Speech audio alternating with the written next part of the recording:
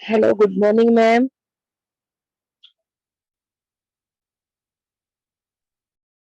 Good morning. हाँ ma'am, वही आ रहा नहीं था वीडियो, इसीलिए कहा। Okay okay okay. Good morning ma'am. हाँ हाँ हाँ। Morning. Good morning. Ma'am, good morning sir. Hyderabad से।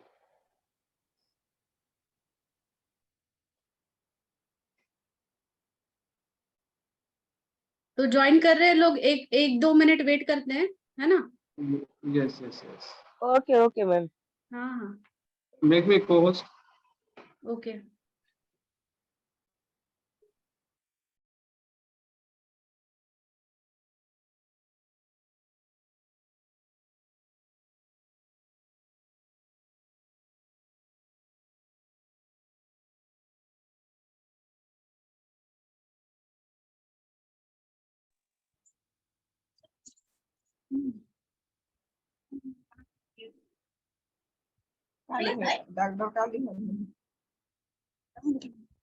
Doctor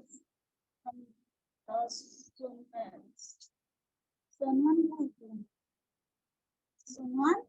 MDL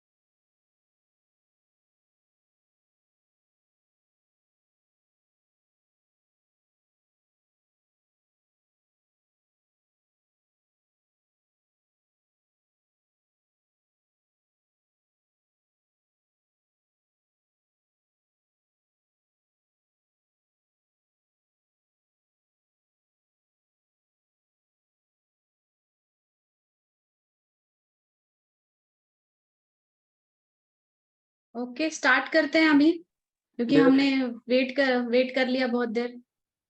start Okay. कर Good morning everyone. Good morning everyone. So आज का प्रोग्राम के लिए सबका स्वागत करता हूं।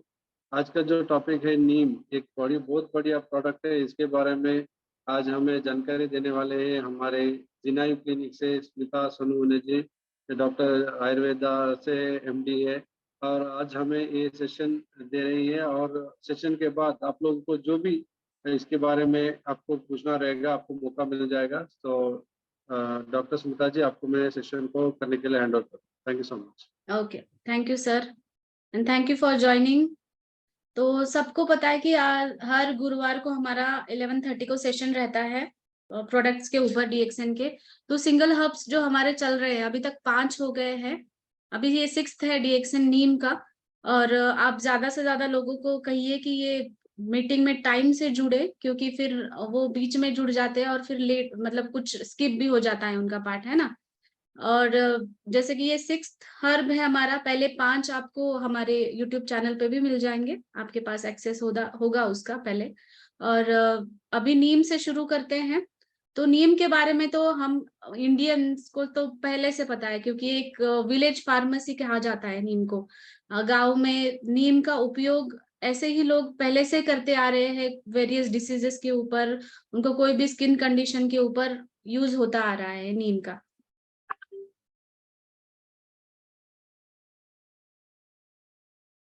तो नीम को एक मैजिक हर्ब भी कहा जाता है, मैजिकल हर्ब है, क्योंकि इसके गुणधर्म इतने अच्छे हैं कि जैसे कि बाकी एनवायरनमेंट के लिए भी नीम अच्छा है। हमारी जो आसपास की हवा है वो प्रदूषित अगर हो जाती है, तो नीम का जो है वो ऑक्सीजन लेवल जो है वो बढ़ जाती है, जहाँ पे नीम के पौधे ज्यादा होते हैं। नीम आयुर्वेद में 4000 साल से पहले से भी यूज होता आ रहा है। और नीम का आयुर्वेद का एक सिनोनिम है, मतलब एक नाम रखा गया है संस्कृत में उसका, उसको अरिष्ट कहा जाता है।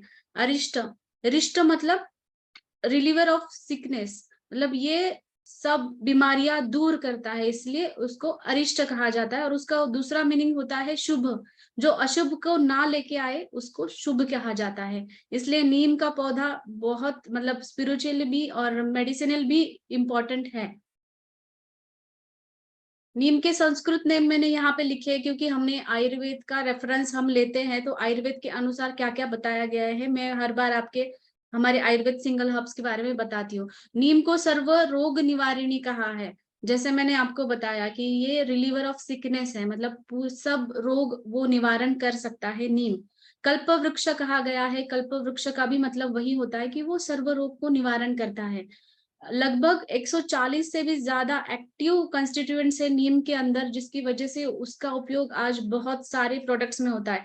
आप भी अगर टीवी पे देखते हैं ना, कुछ भी ऐड आती है तो 10 में से 7-8 एड्स में आपको नीम का उपयोग मिलेगा। हर एक में नीम है, जैसे फेस वॉश है, साबुन है और टूथपेस्ट है, सब में नीम का उन्होंने उपयोग किया है क्योंकि उसके जो मेडिसिनल प्रॉपर्टीज है वो बहुत ही अच्छे हैं।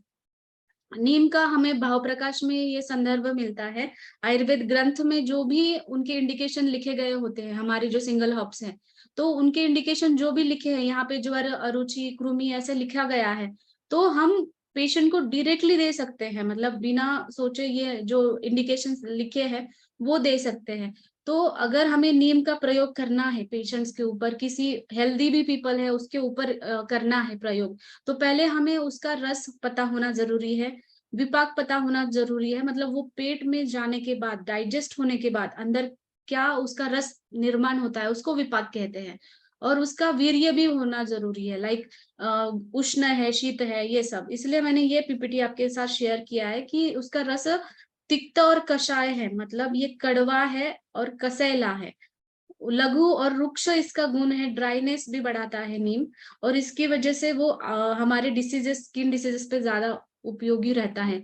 विपाक इसका कटु है, मतलब शरीर के अंदर जाने के बाद ये कटु विपाक का होता है। वीर्य शीत है, इसका मतलब ये कूलेंट नेचर का है। पित्त का ये शमन करता है क्योंकि ये शीतता लाता है शरीर के अंदर। ये वीर्य की वजह से पित्त शामक ये काम करता है, और रस की वजह से कफ शामक काम करता है, मतलब कफ और पित्त के रिलेटेड जो भी डिसीजेस हैं उसमें आप ये नीम उपयोग कर सकते हो। तो यहाँ पे जो मैंने लिस्ट दिया है भाव प्रकार से कि ये तृष्णा कम करता है, कास, ज्वर, अरुचि, उसके बारे में मैं आगे आपको बताऊंगी, उसका एक्सप्लेनेशन मैंने आगे दिया है। तो ये कूलेंट प्रॉपर्टीज है, मैंने पहले बोला। लघु है मतलब ये इजी टू डाइजेस्ट है, उसका डाइजेशन अच्छे से होता है, अब्सॉर्प्शन भी अच्छे से होता है। ग्राही है मतलब जो भी मॉइस्चर होता है इंटेस्टाइन में, क्लेद जमा होता है, उसको ये कम करता है। इसकी वजह से हमारे पेट के अंदर जो भी अल्सर्स वगैरह रहते हैं ना, एसिडिटी होती है, अल्सरेटिव कोलाइटिस होता है, तो अल्सर में ये मॉइस्चर कम करता है, एब्सॉर्प्शन करता है, उसकी वजह से वो हीलिंग जल्दी हो जाती है। अग्निकृत कहा गया है उसको, अग्निकृत मतलब डाइजेस्टिव फायर, जो भी हमारा पाचक अग्नि है वो ये बढ़ाएगा। ये वातकृत बताया, मतलब वात का बढ़ाया जाता है इसमें, क्योंकि पित्त और कफ का शमन करेगा लेकिन साथ ही में वात भी बढ़ाएगा। तो हमें वात के केसेस में कैसे यूज करना है मैं आपको आगे बता दूंगी। श्रमहर है, मतलब ये जो भी थकान आती है वो कम करता है। त्रुटहर है, तृष्णाहर, जैसे हमने कहा देखा कि एसिडिटी के पेशेंट में जिनको पित्त की व्याधियां ज्यादा होती है, जिनकी नॉर्मली पित्त प्रकृति है, उनमें गला सूखना, ज्यादा प्यास लगना, डायबिटीज के पेशेंट में भी होता है ऐसा कि बार बार उनको यूरिनेशन के लिए जाना पड़ता है, तो उसकी वजह से उनका गला सूख जाता है, बार बार प्यास लगती है। उस कंडीशन में ये तृष्णाहर कहा गया है, मतलब ये बार बार प्यास लगना और गला सूखना, ये समस्या है वो कम करता है।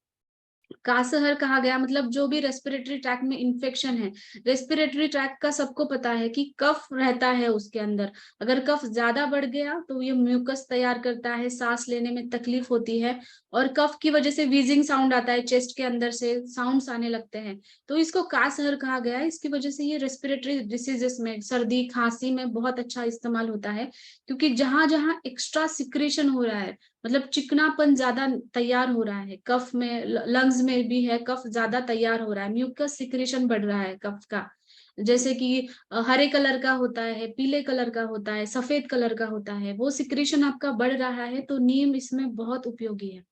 ज्वरहर कहा गया है, आयुर्वेद में ग्रंथों में ही ज्वरहर कहा गया है, और इसका ज्वर मतलब फीवर में इसका उपयोग हमें डे टू डे लाइफ में दिखता भी है। अरुचिहर कहा है, मतलब जिन लोगों को खाने में कुछ रुचि नहीं लगती, खाने का मन नहीं करता, वो क्यों होता है? उनके जीभ के ऊपर एक लेयर होता है, एक कोटिंग चढ़ी होती है, उसकी वजह से उनके जो ग्लैंड्स होते हैं वो न्यूट्रलाइज हो जाते हैं, और उससे उनको कुछ भी टेस्ट नहीं लगता। तो नीम क्या करता है, हमारे जीभा के ऊपर बोधक कफ, ये नाम का कफ का प्रकार रहता है, मतलब कफ के जो 5 प्रकार है उसमें एक प्रकार है बोधक कफ। तो ये बोधक कफ को बैलेंस करता है और एक क्लिनजिंग जैसे काम करता है। अगर हम पेट के अंदर ले लेते हैं तो ऐसा कहा जाता है कि हमारा मुंह हमारे पेट का आईना होता है, राइट? तो पेट के आईना, अगर आपका मुंह अच्छा रहता है, आपका जिह्वा जो है वो पूरा पिंक कलर का रहता है, क्लीन रहता है, तभी हम कह सकते हैं कि आपका पेट भी अच्छा हो रहा है। तो ये शुरुआत वहां से करता है, हमारा माउथ का क्लींजिंग है वो वहां से शुरू करके हमारा पूरा पेट का और इंटेस्टाइन का क्लींजिंग इसकी वजह से होता है। इसलिए ये अरुचि में सहायकारी रहता है, मतलब जिसमें खाना खाने का मन नहीं होता लोगों को। कृमिहर कहा गया है क्योंकि anti microbial anti fungal activity neem की सबको पता है। वो आउटर एक्सटर्नली भी वो कृमिहर काम करता है, और इंटरनली भी अगर वर्म्स है ज्यादा या फिर इन्फेक्शन है शरीर के अंदर, उसमें भी वो कृमिहर काम करेगा। पित्त कफ हर है, दोषों के ऊपर ये पित्त और कफ हर है, जिनमें हाइपर एसिडिटी की वजह से उल्टी है, वॉमिटिंग है, ज्यादा होती है, बहुत दोष शरीर के अंदर बढ़ जाते हैं, इंडाइजेशन होता है, तब ये उल्टी और जी मचलाना ऐसी तकलीफ दिखती है, तो उनमें इन पेशेंट्स में ये बहुत अच्छा काम करता है। कुष्ठ हर है, कुष्ठ हर आयुर्वेद में कुष्ठ, ये जो वर्ड इस्तेमाल किया है सारे स्किन डिसीजेस के लिए इस्तेमाल किया है, तो सारे स्किन डिसीजेस में नीम का उपयोग तो होता ही आ रहा है, अब तक होता आ रहा है, और वो प्रूवन भी है। मेहनूत, मेह मतलब प्रमेह, डायबिटीज, तो डायबिटीज के केसेस में या फिर यूरिनरी ट्रैक्ट इन्फेक्शंस में ये बहुत अच्छा इस्तेमाल होता है।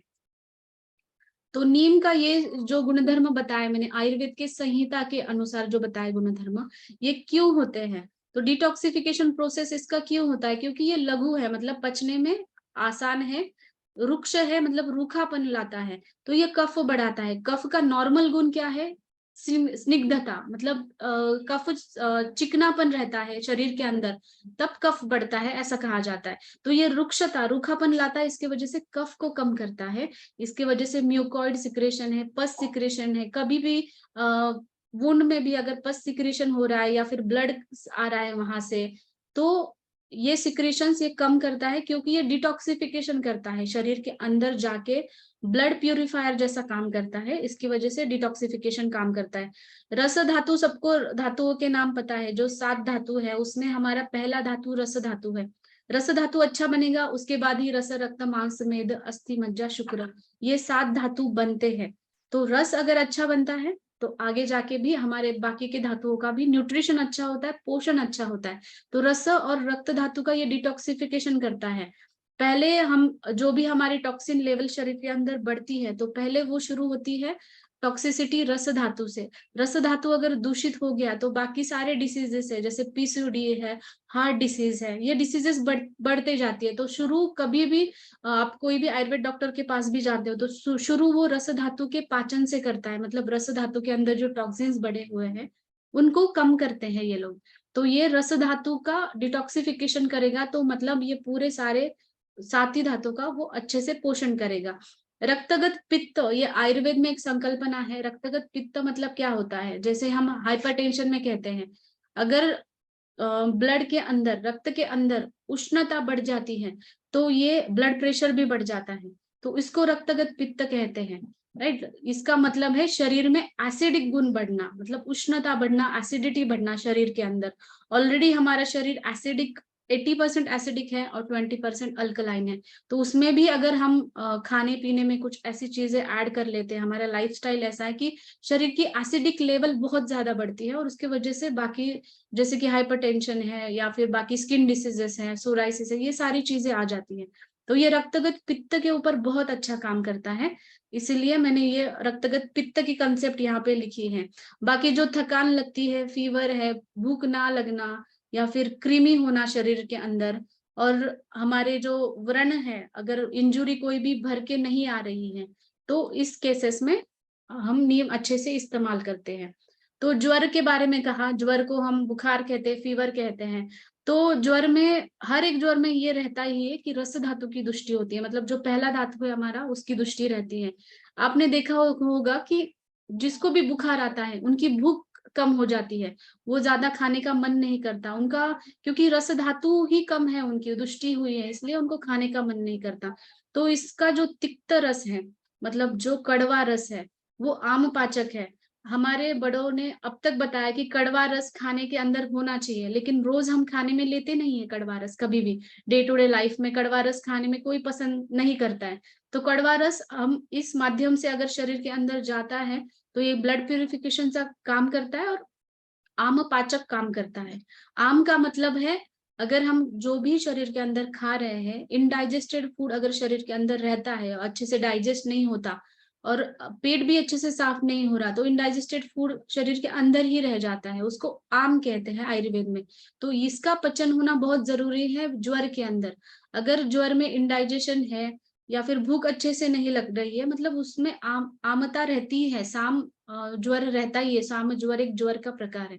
तो आम पचन ये उसके कड़वे रस की वजह से करता है। साथ ही में मलेरिया में जो ज्वर है, मलेरिया का फीवर, टाइफाइड का फीवर है, उसमें ये बहुत अच्छा काम करता है। और जो सुतिका में डिलीवरी के बाद जिनको फीवर आ जाता है, रक्तस्राव की वजह से है या किसी भी वजह की हो सकता है, उनको फीवर आ जाता है, तो उसमें भी ये नीम बहुत अच्छा काम करता है। और फीवर्स होते हैं जिसमें स्किन पे रैशेस आती है, छोटी छोटी फुंसी आती है, फोड़े आते हैं, जिसमें चिकन पॉक्स, मीजल्स है, उसको जैसे चेचक रोग या माता रोग भी कहा जाता है। तो उन केसेस में अगर हम नीम यूज करते हैं तो बहुत अच्छा उपयोग लाता है।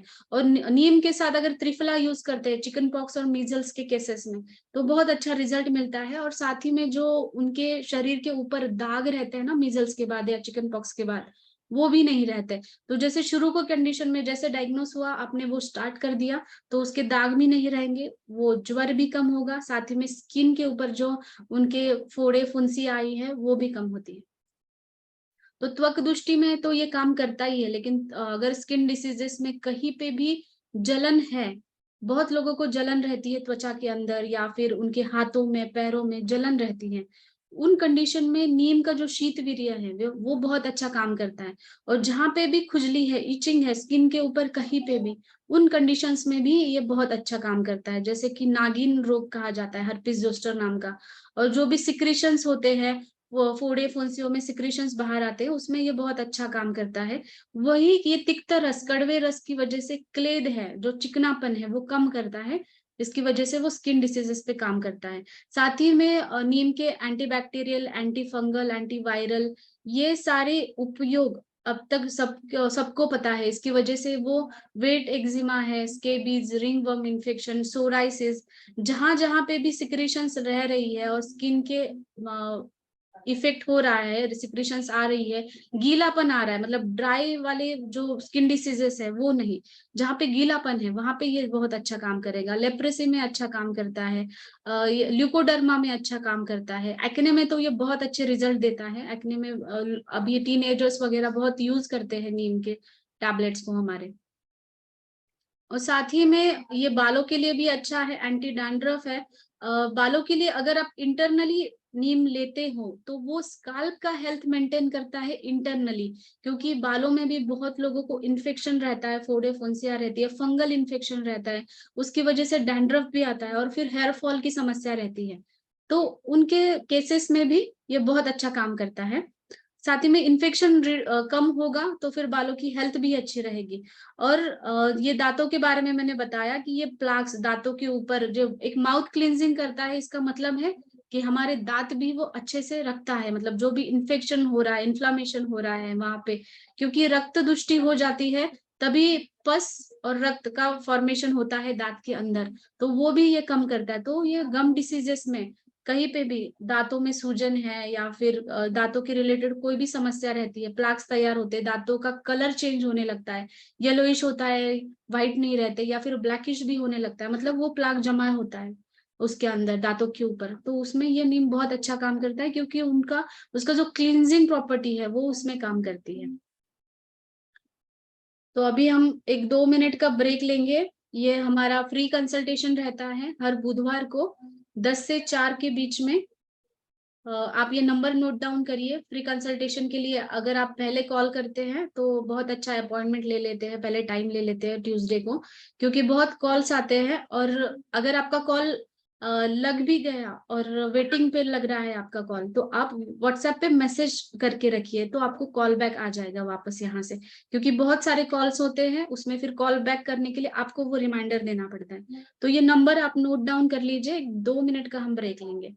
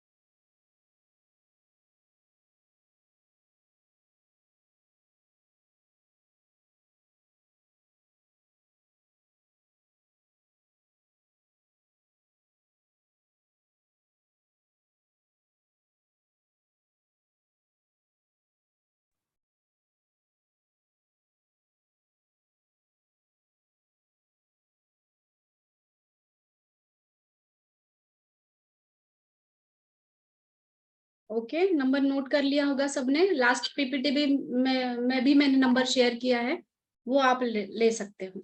ओके, आगे बढ़ते हैं नीम के केस में। तो वुमेन्स हेल्थ में ये कैसा काम करता है, क्योंकि वुमेन्स हेल्थ बहुत वुमेन्स हेल्थ में मुझे बहुत क्वेश्चंस आते हैं कि नीम का कैसा उपयोग होगा, क्योंकि ये ड्राइनेस बढ़ाता है, तो बहुत सारे क्वेश्चंस रहते हैं वुमेन्स के अंदर कि ये कैसा यूज होता है। तो पोस्टनेटल केयर में, जिसको हम सूतिका परिचर्या कहते हैं, उनको ब्रेस्ट मिल्क अच्छा रहने के लिए, अगर उनमें कुछ भी जैसे फीवर आता है, अगर सूतिका में डिलीवरी के बाद वुमेन्स में अगर फीवर वगैरह रहता है, तो ऐसा होता है कि बच्चों में कभी कभी पेट बिगड़ना और ये तकलीफ रहती है, तो उन कंडीशन में नीम का बहुत अच्छा उपयोग होता है। अगर उनका हीलिंग जल्दी से होना है, यूट्राइन का जो शेप है वो, और वो हीलिंग भी अच्छे से करना है डिलीवरी के बाद में, तो नीम का बहुत अच्छा उपयोग होता है। और उसमें ये डिटॉक्सिफिकेशन ऐसा कहा है कि ब्रेस्ट मिल्क को भी ये डिटॉक्सिफाई करता है, मतलब ये प्यूरिफिकेशन करता है ब्रेस्ट मिल्क का। और साथ ही में रज कहा गया है, जो आयुर्वेद के अनुसार हम कहते हैं कि फीमेल स्पेसिफिक हार्मोन्स जो होते हैं ना, तो वो हार्मोन्स को भी ये प्यूरिफाई करता है। तो वुमेन्स हेल्थ में तो ये बहुत अच्छा उपयोग माना गया है। और पीरियड्स में भी जिनको दर्द होता है, अच्छे से पीरियड्स नहीं जाते, ज्यादा गांठ जाती है, उन केसेस में भी अच्छा है।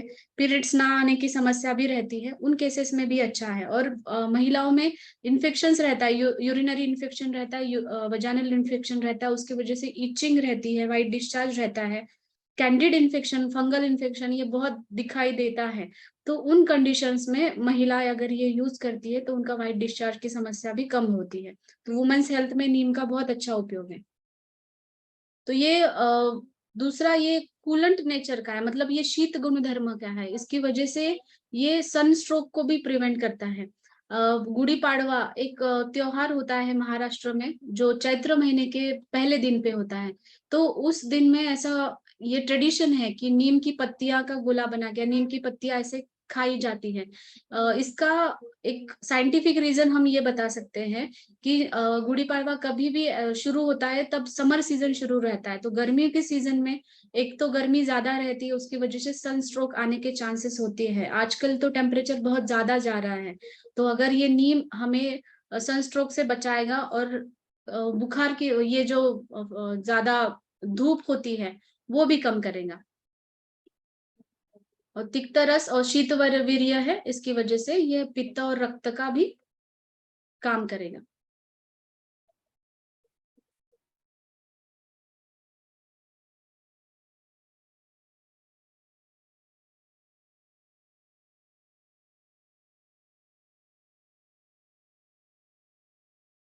हाँ, तो क्लेद प्रमेह में ये कैसा इस्तेमाल होता है? तो प्रमेह में ये क्लेद कम करता है। प्रमेह का जो सूत्र बताया है, मूत्र से क्लेद वहानाम, ये ऐसा मूत्र का काम होता है, मतलब यूरिन का हमारा ये काम होता है कि डिटॉक्सिफिकेशन करे। जो भी टॉक्सिन्स बढ़ रही है शरीर के अंदर वो मूत्र शरीर के बाहर फेंक देता है। तो ये क्लेद अगर ज्यादा बढ़ता है, आपने देखा है कि डायबिटीज के केसेस में यूरिन का फ्रिक्वेंसी ज्यादा रहता है, मतलब क्लेद है, टॉक्सिन है, उनका बढ़ता रह रहा है। तो ये क्लेद अगर शरीर के अंदर ज्यादा बढ़ रहा है डायबिटीज के केस में, तो ये क्लेद कम कर देता है। क्लेद का मतलब एक चिकना द्रव पदार्थ जो हमारे मेटाबॉलिज्म के बाद शरीर में तैयार होता है, और डायबिटीज के केसेस में ये ज्यादा बनता है, इसलिए उनकी यूरिन फ्रिक्वेंसी ज्यादा होती है, मतलब वो क्लेद ज्यादा यूरिन के थ्रू बाहर जाने लगता है। तो क्लेद कम करने में तिक्त और रुक्ष गुण यह भी अच्छा इस्तेमाल होता है। डायबिटिक न्यूरोपैथी में ये बहुत अच्छा काम करता है।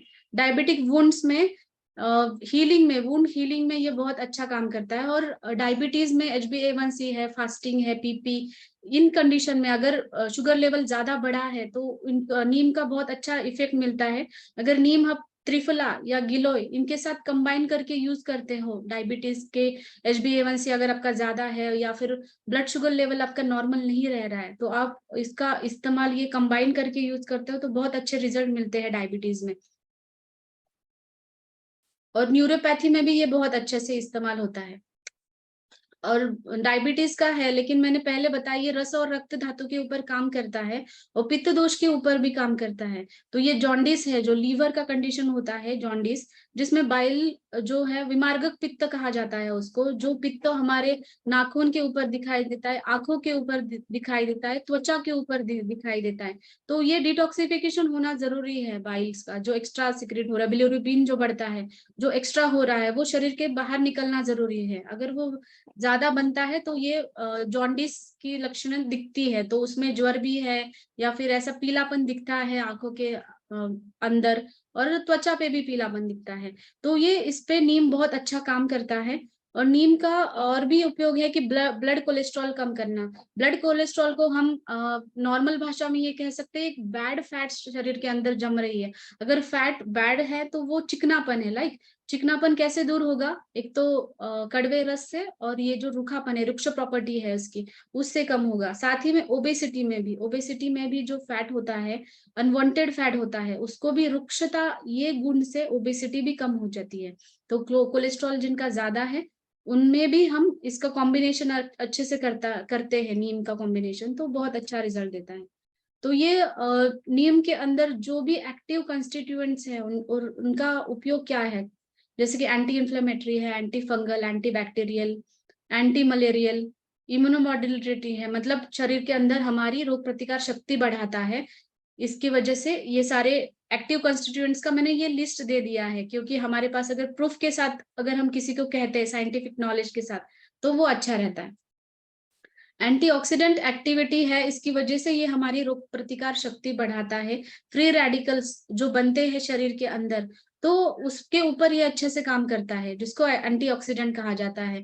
तो ये एजाडिरेक्टिन एक कंस्टिट्यूएंट है, ये बहुत ही अच्छा एंटीऑक्सीडेंट काम करता है, और इसकी वजह से ये कैंसर के केसेस में भी बहुत अच्छे से यूज होता आ रहा है। मतलब इसके ऊपर रिसर्चेस भी हुए हैं, प्रोस्टेट कैंसर में, ब्रेस्ट कैंसर में नीम बहुत अच्छा काम करता है, क्योंकि ये इम्यूनिटी बढ़ाता है हमारी, कैंसर सेल ग्रोथ जो है वो भी कम करता है। और इसके अंदर जो पॉलीसैकेराइड्स होते हैं, नीम के पत्ते के अंदर पॉलीसैकेराइड्स होते हैं, इनको एंटी ट्यूमर कहा गया है।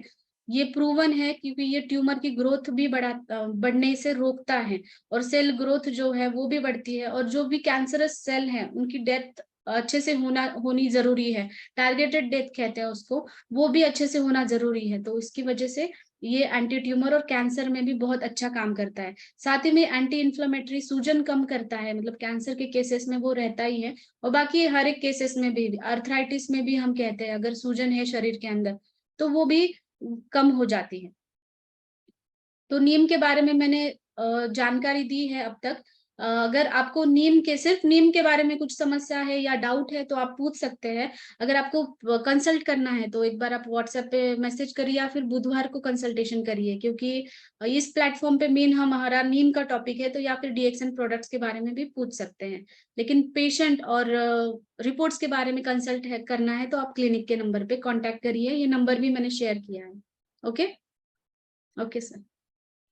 Thank you so much, wonderful presentation. आज नीम के बारे में बहुत बढ़िया इंफॉर्मेशन दिया। मेजरली जो आपने बताया जो बेनिफिट्स है इसका, तो जरूर सब लोग इस्तेमाल कीजिएगा। प्रिवेंटिव कैंसर में आप लोगों को जो भी बॉडी में जो कैंसर कारक जो सेल होते हैं, जीवकोश होते हैं, उनको ये अरेस्ट करना, मतलब उसको